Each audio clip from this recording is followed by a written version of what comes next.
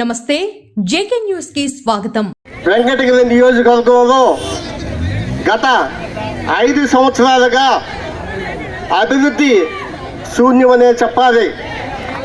సంక్షేమం చేస్తూ ఉండాలి కాదని చెప్పను నేను, కానీ ఆ సంక్షేమానికి సరిపడా సంపద సృష్టించినప్పుడే ఆ సంక్షేమం కూడా పనిచేస్తుందని తెలియజేస్తున్నాను.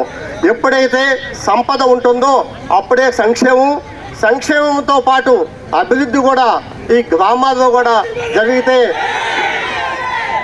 ఈ నియోజకవర్గం అభివృద్ధి చెందేదానికి ఉంటుంది. అటువంటిది ఈ రాష్ట్రంలో ఎక్కడ కూడా అభివృద్ధి శూన్యమైపోయి సంక్షేమం అనేది ఒక పదం చెప్పుకుంటా తిరుగుతున్నటువంటి పార్టీ వైఎస్ఆర్సీపీ పార్టీ.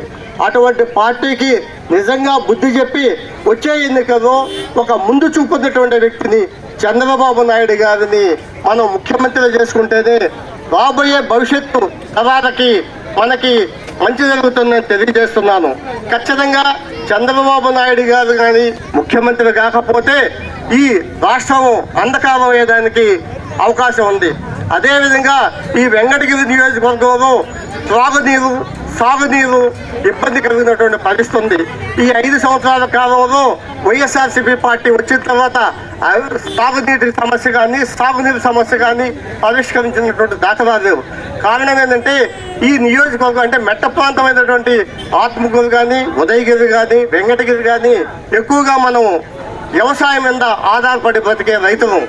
అటువంటి రైతులను పూర్తిగా విస్మరించినటువంటి పరిస్థితి. ఇక్కడ పోటీ చేస్తున్నటువంటి అభ్యర్థి నేనేదో చేశానని చెప్తాడు. నేను అతనికి చెప్తా ఉన్నాను, నువ్వు 15 నెలలుగా ఈ ప్రాంతంలో అనుకోకుండా నువ్వు ఇన్ఛార్జిగా పరిపాలించావు. మీ తల్లిదండ్రులు 15 సంవత్సరాలు పరిపాలించి ఎంత మంచి పేరు తెచ్చుకున్నారో అదేవిధంగా ఈ 15 నెలలు నువ్వు పనిచేసి అటువంటి దుర్మార్గమైన పనిచేసి ఎక్కడా అభివృద్ధి చేయకుండా ఎక్కడా సంక్షేమం అనేది పట్టించుకోకుండా ఏ మనిషితో కూడా మాట్లాడకుండా నీ ఇంటికి వస్తే గెట్అవుట్ అనే వ్యక్తి నువ్వు ఏ విధంగా వచ్చి జనం దగ్గర ఓట్లు అడిగే హక్కు దిక్కుని తెలియజేస్తా ఉన్నాను. నీకు తెలిసిందలా ఒకటే, నేను మాజీ ముఖ్యమంత్రి కొడుకుని అనే అహంకారం తప్పక ఎక్కడ కూడా ప్రజలకు సేవ చేసే భావన కానీ భాగ్యం కానీ నీకు కలగదని తెలియజేస్తున్నాను.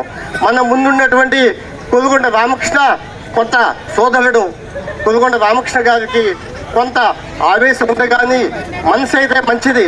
ఎవరైనా ఆయన ఇంటికి పోతే ఆయన చేతనైనటువంటి సహాయం ఖచ్చితంగా చేస్తాడు.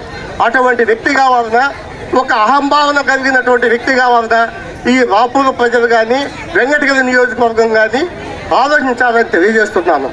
ప్రత్యేకించి ఈ మండలానికి స్వర్గీయ చెన్ను బాలకృష్ణ పార్టీలకు అతీతంగా పనిచేసినటువంటి చరిత్ర ఉంది.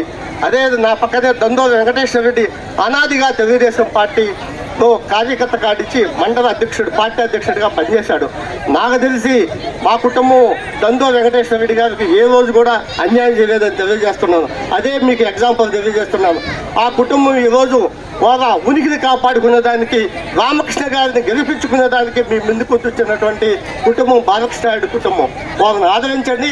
అదేవిధంగా మన ఉమ్మడి పార్టీ అభ్యర్థి అయినటువంటి రామకృష్ణ గారికి సైకిల్ గుర్తు మీద ఓటేయండి.